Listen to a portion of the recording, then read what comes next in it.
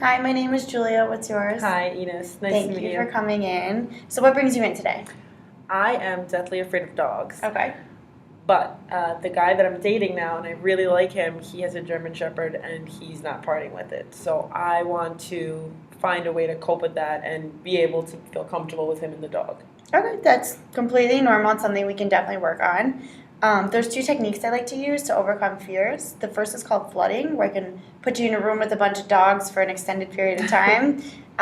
Eventually, your anxiety will decrease, but I think the other option might be better for you. It's called gradual desensitization. So basically, we'll make small steps to overcome the fear. So we'll start with something like less fearful regarding the dog, and then move up through a fear hierarchy, and we'll rate everything to the most fearful situation. And as we progress up, you'll gain some more confidence and get more comfortable with the baby steps until we eventually get to the dog. Okay. Does that make sense? Yes. Okay. So an example of this would be with social phobia. So let's say someone has a feared event of giving a speech at a company event. So they might say that the least feared event would be buying a coffee from Starbucks and having to talk to the stranger at the Starbucks. Then the most feared event would be the actual event, giving the speech. And then we'd fill in the middle one, so maybe eating lunch at the park with some friends because they do have a social phobia. Then we fill in all the rest accordingly, and we'll start from the bottom and progress up. Is this something we want to try? Yes. Okay. So I have one here. So let's try and make a fear hierarchy. So what's the goal to get over this fear of dogs?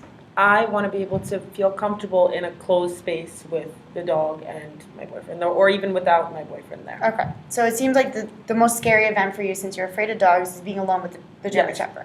All right. So that's going to be step one, alone with German Shepherd. So now what's something we can do that's, very minimally scary, maybe like picture or stuffed animal or... Yeah, maybe holding a stuffed animal that resembles a German Shepherd. Great. So that could be 10, and we could even try that today and get started. Stuffed animal, a German Shepherd.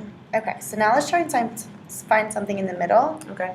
What would be something, that you can see yourself doing in the near future, but not as frightening to you? Maybe walking the dog on a leash. Okay.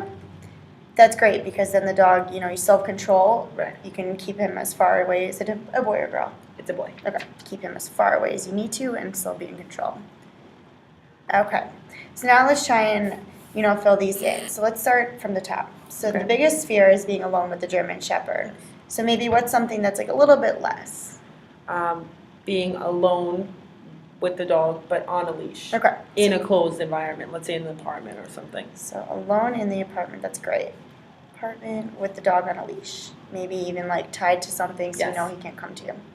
Okay, so next maybe no leash, since we want to work up, but with your boyfriend. Since Yes, I'm yes. sure he has a better relationship. Not being completely alone with the dog. Okay. So no leash, but in the room with the boyfriend. Yes. This way, because you said he doesn't really want to part with the dog, I Yes. feel like he can take control of the situation and you shouldn't be afraid. So now what's something in between walking the dog on a leash and no leash with the boyfriend? Walking the dog on the leash. Mm-hmm. So what's a little bit more frightening than that? Touching it with the leash on. Okay, so petting it or hugging it or something like that. Touching the dog with the leash. Maybe even we'll try and sit on the couch with it. Yes. But with the leash, maybe have your boyfriend have it tied, just so that That it's way far he enough has that you can control. touch. Yes. Good. So that's a great step. So now let's kind of move downwards. Okay. So after we have a stuffed animal of the German Shepherd, maybe do you want to look at a picture of? Yeah, something a little more realistic rather than Right. a picture or something on the computer or something. Because it's so far away, Yes. it's not realistic, but it is since it's a picture of the German Shepherd. Okay, what's something we can do next towards our goal? Maybe be in a room with the dog, but have the dog in a cage or something so that I can look at it and kind of interact with it. Good. And I feel like that's a good step too, because you can stay there for as long as you need, knowing the dog can't get out, but kind of get closer and closer as we progress. Okay. Okay, so maybe next have the dog not in the cage, but in the apartment on a leash in a different room, just knowing he's there. Yeah, just being separated from him while he's in the apartment. And I do think that it's a great idea to have your boyfriend with all of this because, it is a live animal and you have every right to be Yeah. scared, but I think it's something we can easily get over. Okay, so then in between having the dog in the apartment on a leash and walking the dog yourself on a leash, Okay. maybe I'm trying to think of something in between. How about Maybe let's say sitting on the couch with my boyfriend, but having the dog on the leash. So this way, my boyfriend will have control, but I'll be holding the leash, so I'll have semi-control, but he'll be there to kind of save the situation just in case. right? Okay, that's great. So sitting in the room with your boyfriend and the dog on a leash on the couch, and then this way you can kind of get used to being Closer to him, right? Close. Perfect. So let's kind of look over these steps. So the way that we're going to do is we're going to go up towards the most feared situation.